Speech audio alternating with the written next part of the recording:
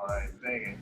Yo, what's good, fam? This is Control the Cool. I am Funky Jeweler with my partner Slim Suleiman, and we're here today with a couple of artists. We have Mr.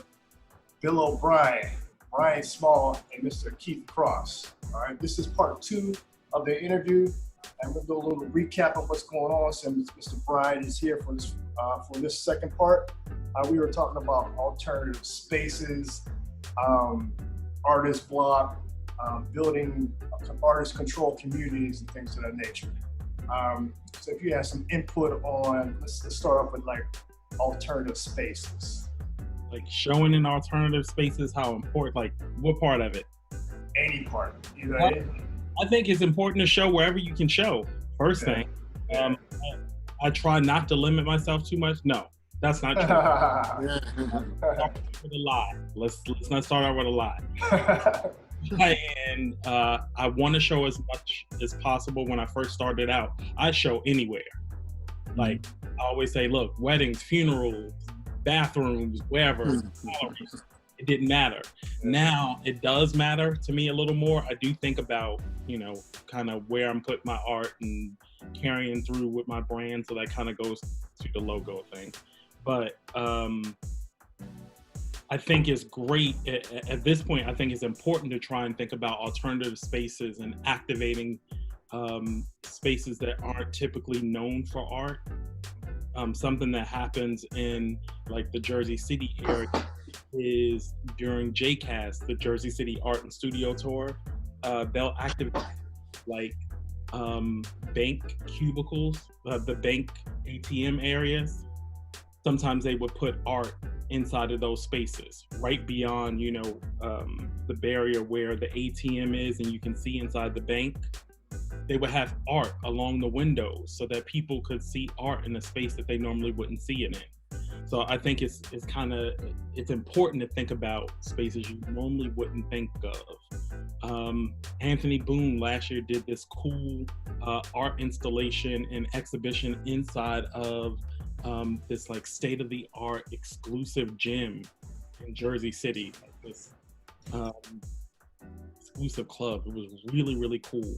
And stepped it up a notch with lighting, all this other stuff. So alternative spaces, I think, are key to kind of finding your way and breaking out and making some noise for yourself as an artist.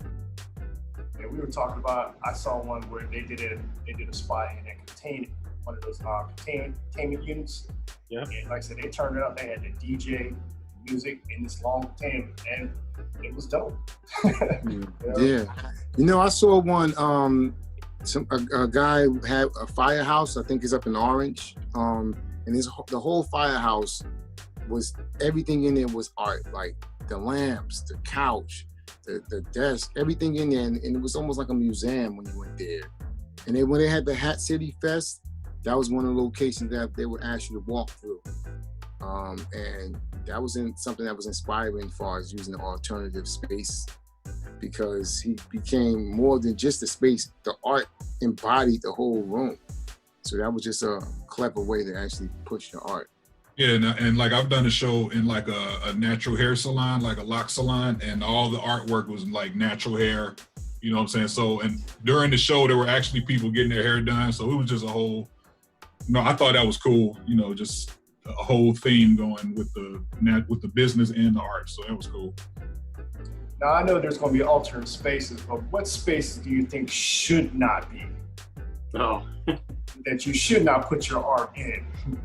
I think, I think that's a personal thing for the artist. Yeah. What my standard for where I'm absolutely not going to put my art has more to do with the clientele than it does the location. Gotcha. So if I always say I don't do slash shows. So if there's going to be a DJ and juggling and somebody rapping and it's going to be singing and it just so there's art on the wall, I'm out. Yeah, they're not paying attention to you. Like I'm just not doing it. If they start talking about and if they are like promotional cards that talk about all of the things that are happening on the schedule, plus featured artists across the bottom. Yeah. And it's just like, because some of those shows you'll end up just being decoration for somebody else's event. Yeah, And exactly. I definitely stopped doing those because it's like people not really there for you. People are walking past the art to get to the bar. You know what I'm saying? So yeah, I don't do those no more. Yeah. Listen, I know where you shouldn't have art at. You shouldn't have art in the Porto, Johnny. Oh. So. It's just, yeah, I don't want to put art in spaces that I'm screaming. I end up losing my voice trying to talk about the art, or you're like, giving you good ear and, you know, holding your ear with the other, trying to have a conversation about art. It just doesn't work. Yeah, it doesn't flow. I had that experience. I was at a Comic-Con. And usually at the Comic-Cons, they can have music, they can have all types of stuff. It goes with the flow, but if you're too close to when they're performing, you are yelling, and it takes away from how you are actually presenting your work when you do that. So you gotta choose your spaces wisely. When you get to a certain point where you can, make sure you do. So basically what he breaks down, that if the clientele is dope, that you know they're there to buy art, I guess, would it matter where it's at? No, for me, it doesn't. Like, I've done shows like a couple years ago. It was the East Orange Black Business Expo, and it took place in like this one of the big major high schools in East Orange. Initially, I was like, I don't know about this, but by midday, the place was packed out. The art, the way that they set it up is that all of the artists were actually in this side room. All of the vendors were outside in like a vending space. The art was set up in like almost like a gallery space, and all of the artists had their own booth.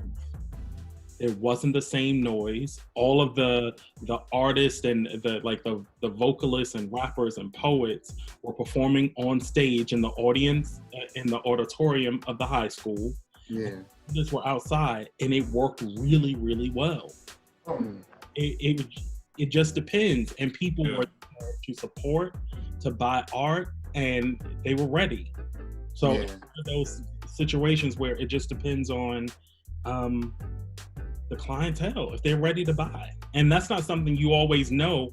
Yeah, I did something once when Jersey City was starting to happen, and I was staging inside units where they were selling refurbishing buildings. So at first I wasn't sure about that, but then you go to the opening night and then they would interior design the whole place with some of the pieces.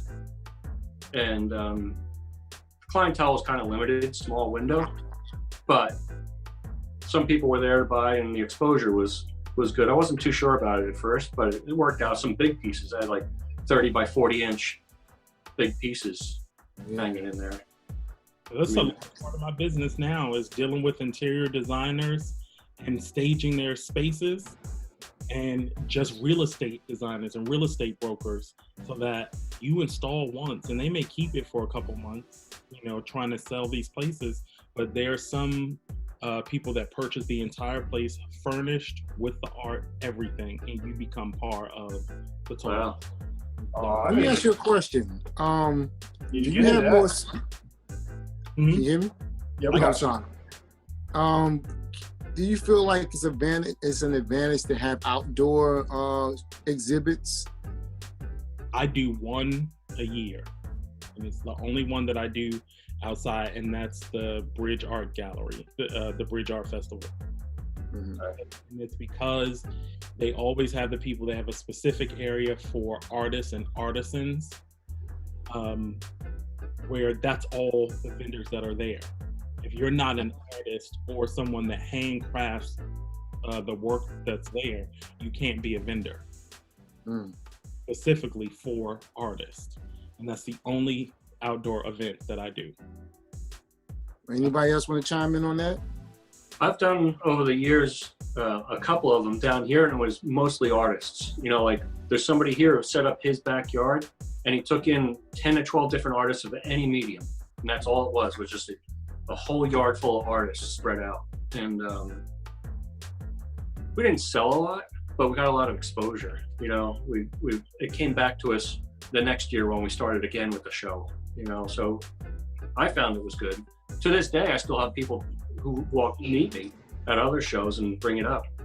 And you know, so I like the exposure that. Yeah, I'll do them. For me, it's weather dependent because it gets really hot here in Atlanta for when they would do shows like that. So when I'm hot, I'm not really very patient, like as far as explaining the art or, you know, So I mean, it's probably got to be like in fall or something, like where the weather is kind of nice, but sweat, you know, I try not to, unless it's like the National Black Arts Festival, which is kind of a big deal. Like sometimes you really can't say no to that if you're an artist. Yeah. But yeah, nah. As a rule, it's like, look, you're gonna buy this or what? I'm burning up. Yeah, exactly. I told you what it meant. Did you? But when I do it's untitled. It don't mean nothing. It's untitled. Yeah. And the way I show my art, I don't frame them, and I put them on metallic paper, on styrene board. So outside, humidity, moisture, that could be a real problem for me, even when I use a tent. I've run into those problems. Or people walk up and they want to put their thumb right in the middle of it. Oh, what's that? And it's a metallic paper. Like, what's this right here? And I think they're going to stop, and they don't.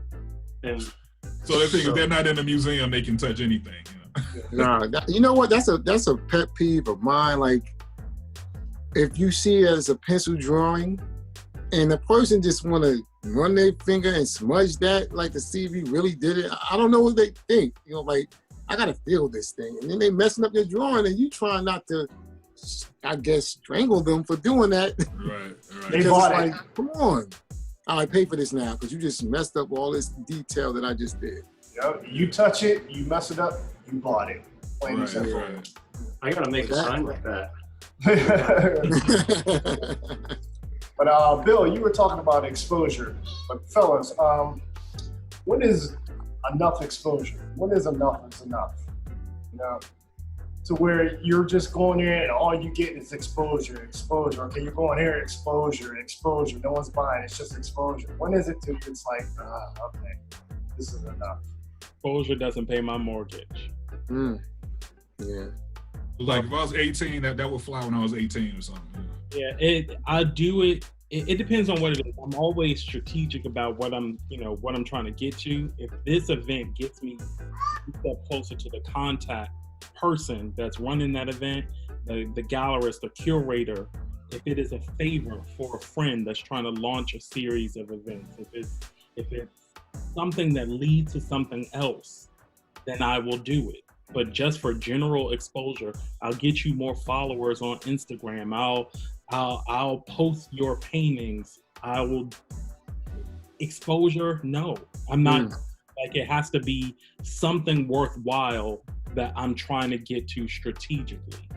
Yeah. At this point, it's almost like an insult for somebody to even like offer that. You know what I'm saying? Yeah. It's kind of like, for real, like we still doing that. I think it's worth in the beginning when you don't have exactly followers or a following or people that get your work. I think it is important to do stuff for exposure. I always said, like, at the beginning, I was at every envelope opening. Like, I was everywhere they would let me show, I was there. Yeah. But it gets to a point like, well, one, I'm tired as hell. And then the next thing is like, well, what am I really doing this for?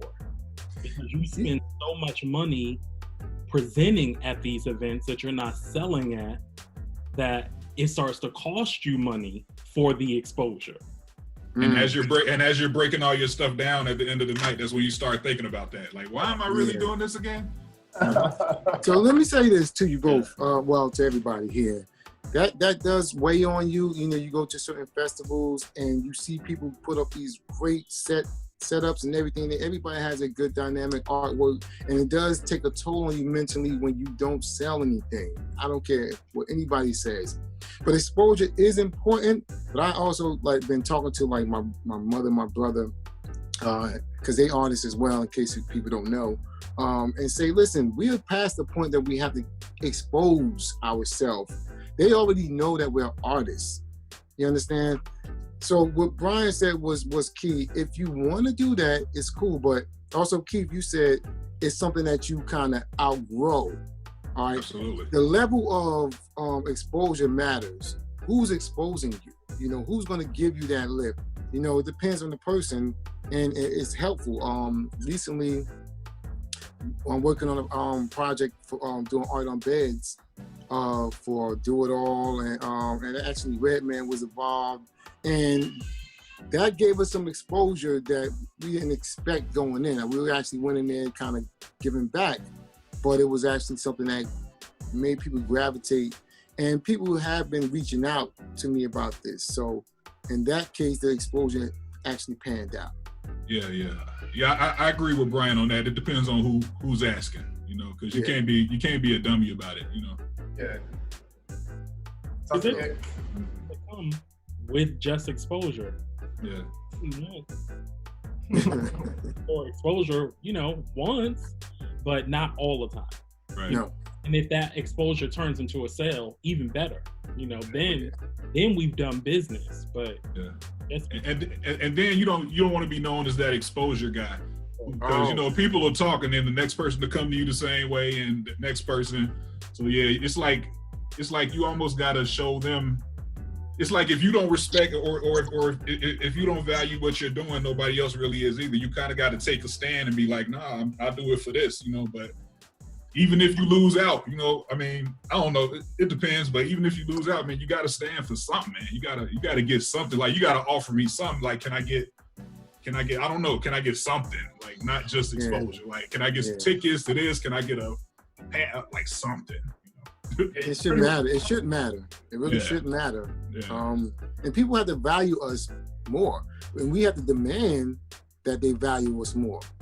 You understand? So some will, some won't. But when they get the fact that you're not just the $5 artist, because people think because you do something quickly that, oh, you can do that quick, so you can just do that for me, and it doesn't have to cost that much, because look how quick you did it. So, and we talked about that last time with the reference with time and actually the ability to create something in a faster time, because it was, you know, you doing that with your life experience through art. But exposure is good, but not everything for free. You know, we can't do that anymore. At this point, all of us here are not like teenagers. So it's important. Our time is important. Every day we live on this earth is important through our art. So we have to really value ourselves and demand that they value our work. And that's something I ran into. There was a festival that's pretty big in town here, and I would set up in the street and sell my art. I did pretty well for a year or two, but then that person who had that yard was 12 artists who were, some of them were pretty established. And I had to choose, am I gonna go set up in the center of town where I can try to sell just to the public walking by, or I'm going to set up in this yard where people are coming because of the art itself, you know, because people came there because they heard certain people would be there, and I did all right there too, but I had to make a choice in the main traffic or just off where this whole yard setup was like 10, 12 different artists, and some of them, you know, established and selling things. You pretty much got to play chess when you're trying to do exposure. Like I said, Brian, if it leads me to something else or leads me to the person I want to get to, then that exposure may work. But to carry on, you know, we've talked about artist blocks. How do you overcome them? What do you do to, you know, spark that, you know, that fire back in? Is it small? I don't buy into it. That's just me. I don't buy into artist block. I mean, something will come. Like part of it, I think I have the advantage of working in a medium, working in alcohol ink that is unpredictable. So there are some times that I'm not personally having an artist block, but the ink just isn't doing what I need it to do, and it's not working out. At that point, I either continue to throw ink at it, wasting money sometimes, or magic happens. Something starts to work at some point.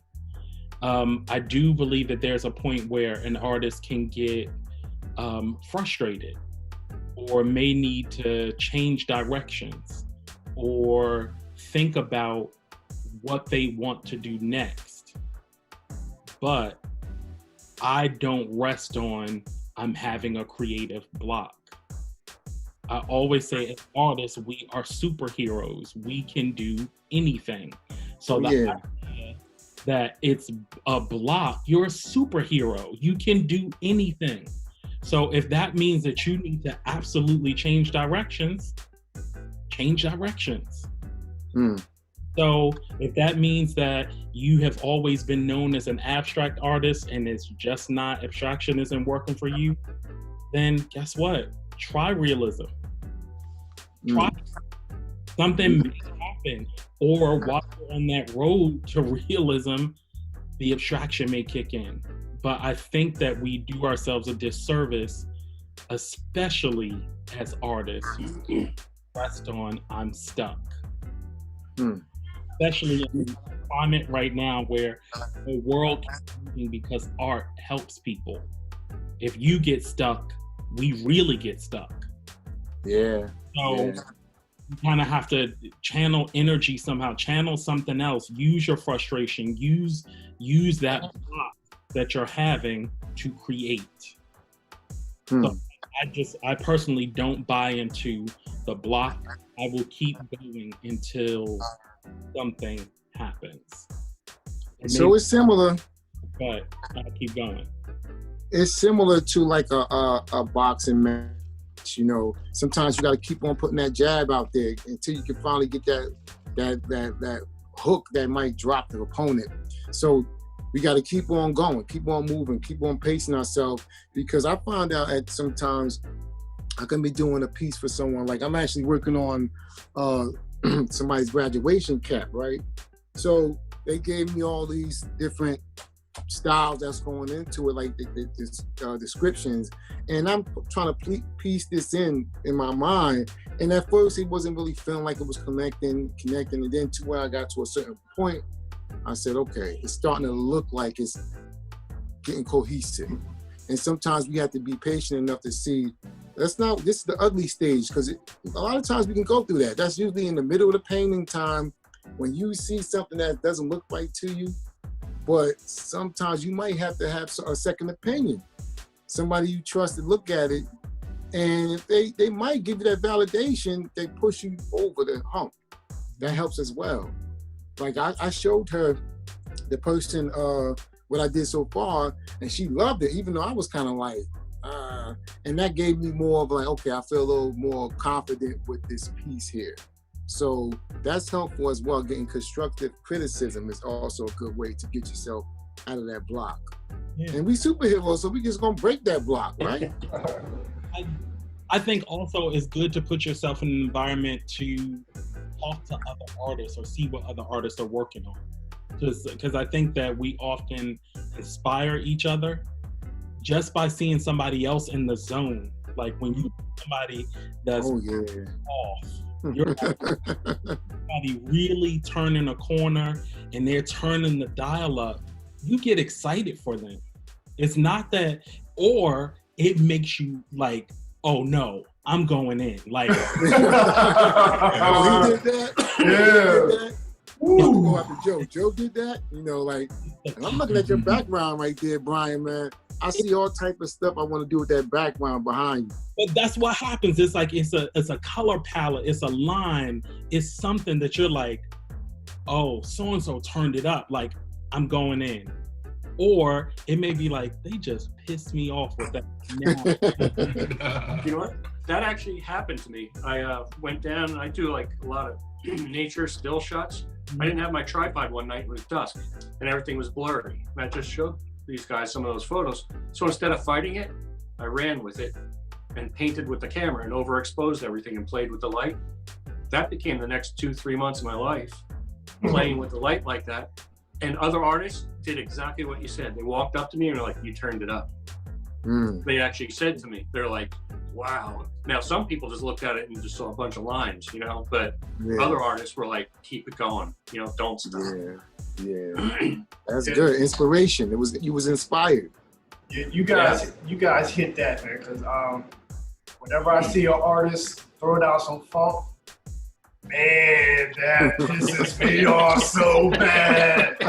Ooh, because I love it. I got the goosebumps, and I'm like, all right. I see where you're going. Yeah. Wait till I come out with my stuff. Wait till I come out, and I come out with my own funk. Like, take that. You know what I mean? Yo, boy, it's the energy. You know, competition. Yeah, definitely. But you know what, Joe, I gotta say this. You are the most inspired by this conversation than any Control the Cool episode ever. So this is your environment. See, when you like something like what you're into, you can just push out that passion, and we see that in you. And I know you probably felt that way about me, because I felt that way about you. I was like, what? You know what? I'm next. I'm coming at you. I'm telling you, when I see cats like that, it just like, I'm putting on the gloves. I'm ready to jab, and I'm just like, no, if there's no way in hell that I'm gonna let him get all them likes. I'm gonna go back there and I'm gonna be working and stuff like that. I'm like, take that, what? And they're gonna be like, oh snap! And it's just, it's that competitive nature. I mean, you love the person's work, but the competitive nature in you brings out that flavor, that funk, and it just you gotta show your thing. You gotta do your thing. It just that energy, and it gets me every time. There just are some certain artists out there that I'm just like, I'm gonna put a name out there. I'm gonna put a name out there. One in particular, and if he ever sees this, he goes by a comic art.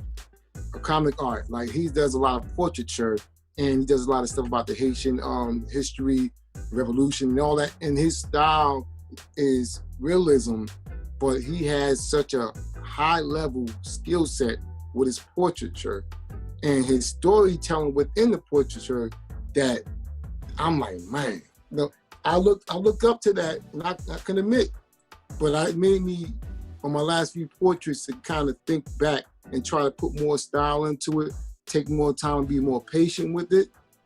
Another artist is Fine Art Red the Philosopher.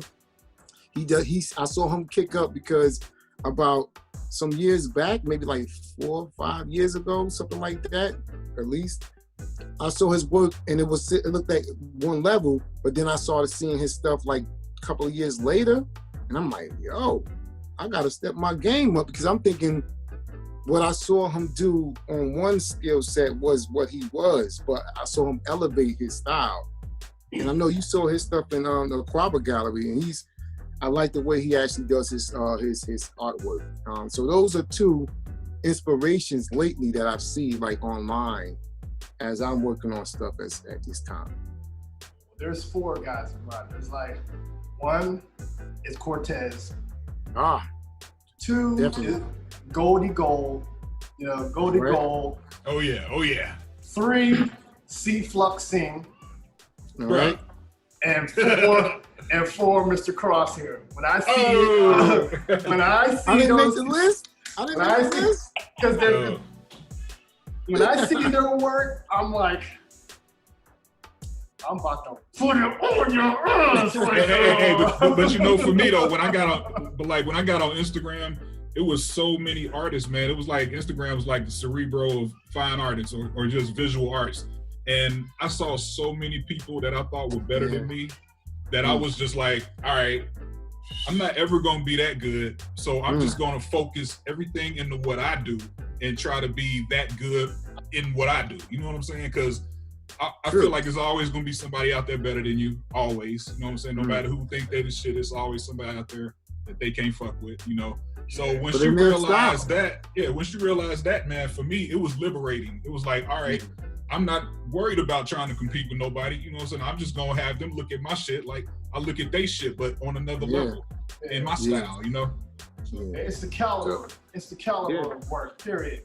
Like I said, there are certain 3 things that you forward that I like. So there's color, the inks and stuff like that I like, that really just blows my head up. And I'm like, okay, you gonna put some ink like that on there?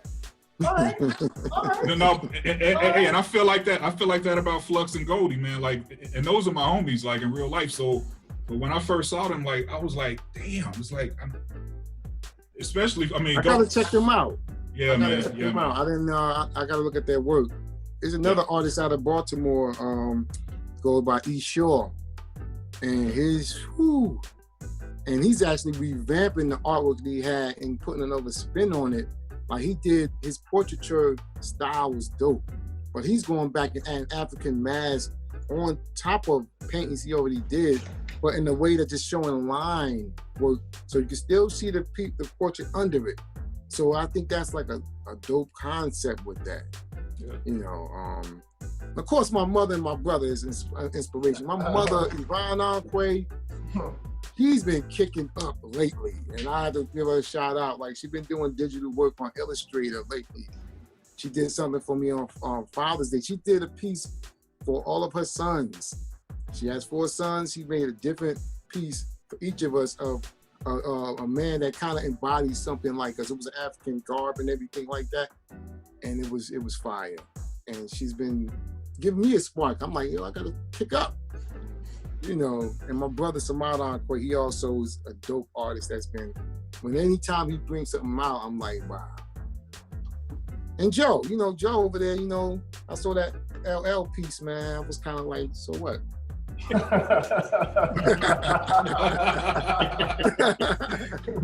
And speaking of work, I seen the work that you're doing on for that high school cat.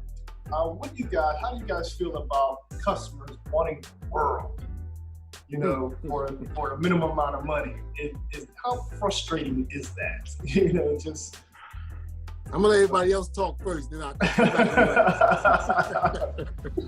I mean, for me, I just gotta put it in perspective for them as far as price. It's like you can get whatever you want, but it's gonna cost. It's not gonna be what you originally asked me for, because it always starts out as one thing and then it evolves into something else, especially when the price comes into play. It either gets higher or gets lower. Usually it gets lower for me. Like when the price comes out, the details, like, oh, well, I don't really need this, I don't really need that, you can take that out. So what was the question? The question was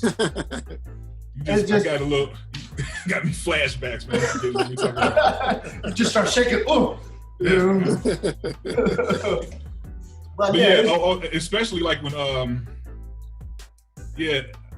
don't know, it's like everybody has an artist, everybody knows more than one artist nowadays, so it's like they're always comparing what you do to something that somebody else told them, so it's just kind of a small world, especially like with Instagram and social media. Like, people are DMing multiple people and just trying to compare prices, and so.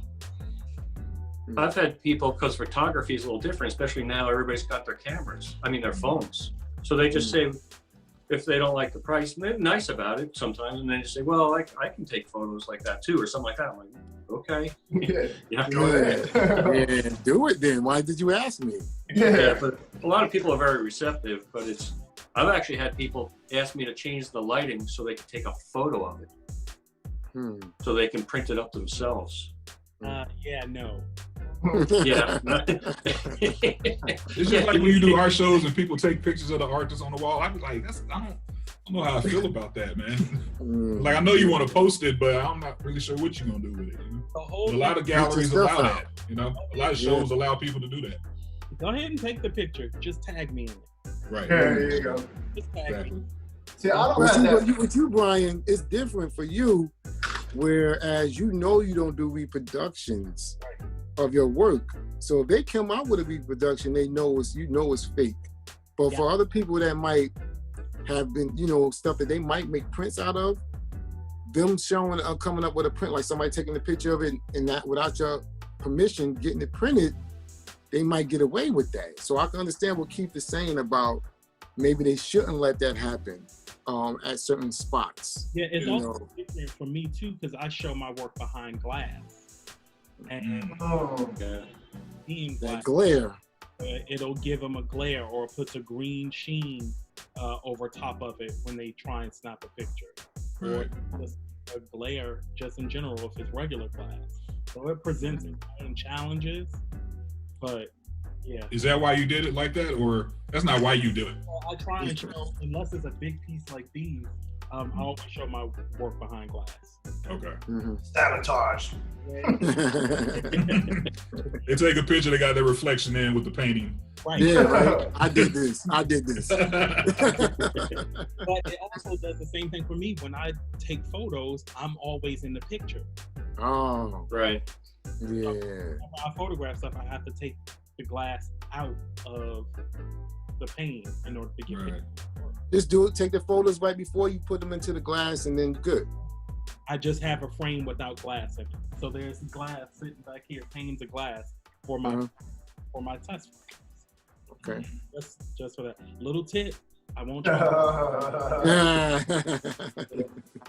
photograph behind glass. Always have your test frame so you take your pictures and use the test. Gotcha. Yeah. See, I don't really have that much problem. The only time I have problems is when it's time to do a logo. And that's when they want the world in a logo. And I'm like, do you really know what a logo is? Yeah. Do you know? I mean, you gotta have a logo that represents well on a t-shirt, on a letterhead, and a business card. If you want the moon, the stars, the Eiffel Tower, and all that jazz and jelly beans, it ain't gonna work. It's just not gonna work. You know? Right now, you're asking for an illustration. There it is. So let me ask you something, Joe, because I don't know, and we're gonna talk to each other off scene, because I might pick your brain about some stuff with the logo and just formatting and stuff like that. But is it like seeing them coming in there and they start off and it might be one thing, all right, I just want you to give me a bird right here, and I want this to have the name on the bottom, and then you come back. What do you do? Actually, I'm sorry. This is the real question I wanted to ask you. Pricing for logos. How do you go about the pricing for logos? That's what I really wanted to ask. What do you determine is the base price for a logo? $200 right off the bat. Right off the bat, $200. Yeah, for me it's $250. Yeah. Just starting price. Yep. And the more you ask for, the higher it's gonna get. Yeah, and then the other thing is, how do you go from correction to change, or like what? How do you go about that? Well, The difference between the two. For Well- like, you give them one correction in that package. Well, with that $200, I give them a couple samples. I give them a couple samples for them to choose from, and then from there, they may mix and match and put stuff together, and it makes it easier for me to just pick and pull and come up with a final design for it. You always got to give them a couple different looks, for them to choose from. If you just come up with one look and you give it to them, they're going to give you hell. You're not really showing them nothing. But you got to give them quite a few looks, and then let them decide, okay, I like this, but I like this one here. Can you put this piece on this piece here? Can you do this and that? And I'm cool with it, because like I said, I gave you the look. It's easy to maneuver. I know exactly what you want, and then I can come out with the final piece. Now, after I give them the final piece and they want to act crazy, okay, then you're gonna have to talk some more money. That's it. Yeah. And like for me, it's like I give them a couple chances to make some changes, but only if I can tell that the changes they're asking for is within what they originally asked for. Because like I said before, it gets to a point where they'll see what you're doing and start getting other ideas of what they want to add now that they've seen what's possible. And I'm like, well, we can't just keep changing the goalposts every time, so I give you a drawing. We got to kind of, so at that point, I maybe give them like one or two, but when I sense that it's starting to get into that area of the whole design is starting to change, then we got to start talking higher price. But then when I say that, they scale it back and they're like, all right, I like what you got. Yeah. So I just learned a couple of things. One, I gotta raise my price on my logo. The last logo I did it for $50 less than Joe said. Oh, you got to. So I pushed myself up to $250 or at least $200, because I did that for $150. And it was all right. But this is what I wanted to ask you both. What's the best format to save a logo in? With me, it's Illustrator. Well, I mean, like I don't know, Like JPEG or JPEG, PNG, or which one is the best one to? I tell them. Someone? Well, I usually tell them to add, because usually they take the design, and they have a graphic designer like maybe add to it, or whoever's going to do the printing up of their stuff. So I'll ask them to see what he wants it as, you know what I'm saying? And whatever he might want it as a TIFF file, a PNG or something like that. So I really leave it up to them. But normally it's just, for me, it's just a JPEG. If they're not asking for anything like, you know, at the JPEG, TIFF, one of those. Yeah, I usually or actually as a Photoshop document, just so they're able to go back in and make any changes if they need to. See, I do everything in Illustrator. It's easier to use. Nothing gets pixelated. You can change the size no matter how big or how small. The quality never changes. Plus, most printers or other graphic designers, Illustrator is the standard. They always have it. So what I do is I'll give them not only the Illustrator file, but I'll also make a JPEG file for them as well. On top of that, I'll do a mock-up. Like if I'm doing a t-shirt design, I'll do a mock-up on a t-shirt. I'll give them that plus the JPEG plus the Illustrator file, so they can have everything they need, and they can give it to the designer or the printer, and and it'll come out well. So there's no issue after that. They have everything. And if the designer, they have another problem, tell the designer to call me. We can talk. Listen, for all those people that's out there now hearing this, you're getting some quality information from two dope illustrators, all right? And they gave you that, and you got it here at Controller Cool TV, so you make sure you tell all your friends about it. You learned it here. Yeah. Before we close out, we have one more discussion about artist control communities. Now, in the last episode, I was talking to Mr. Cross about Atlanta, how they have an actual block, like a street, strictly filled art. You know, every building has something to do with art. There can be a poetry session going on, and there can be a gallery going on. There can be like a little jam, an open mic, but it's in that section, and it does it all the time. I think that's very important to have. I think we should start getting into that in different areas, especially in Jersey City. You know, it's a hot spot down there. I think we need, as artists, come together and create our own section. If we have to put in money, buy a block, right? Or buy maybe three buildings, or rent out buildings, and consistently put out artistic events going on. Yeah, and those places really it's like a little ecosystem, because all the restaurants, all the galleries, everybody is kind of working with each other. Like people are gallery hopping and they're going to eat right down or right across the street from the gallery. The gallery's promoting the shows going on down here. So it's really just its own little ecosystem, man. It's beautiful, man, really. It's called Castleberry Hill. If anybody comes to Atlanta, that's where it is. Like, it's just, like 2 Chainz has a restaurant like right next to a tattoo shop. That's an art gallery, City of Ink. So yeah, Castleberry Hill, if you're ever in Atlanta as an artist, that's definitely where you want to go. That's definitely something I think we need to implement here out in Jersey, because in Newark has been thriving lately with adding a lot of murals in the neighborhood. Ras Baraka had put out a mural initiative, and I was part of that, as well as my other family members and a lot of other artists. And it's actually building up a lot of the areas and got a lot of attention. But I do think there's a lot of artists that's looking forward to something like you said that's going on down in Atlanta, where they can have it directly tied into art, and you see the art, and it's all about giving back to the artists. So us owning our own buildings where we can have our own exhibits, our own wall space where we can put murals anytime we want to, having our own merchandise for clothing to whatever we want to push out there is key. To become owners of our own thing and not worried about waiting for people to hand it to us is something that we have to do as artists now. We need our own artist row. That's what we need, an artist row. That maybe every Thursday, Friday, Saturday, Sunday, something is going on. The thing is like in Jersey City, there's an element of that exists. The missing piece of it is that the artists aren't owning the buildings.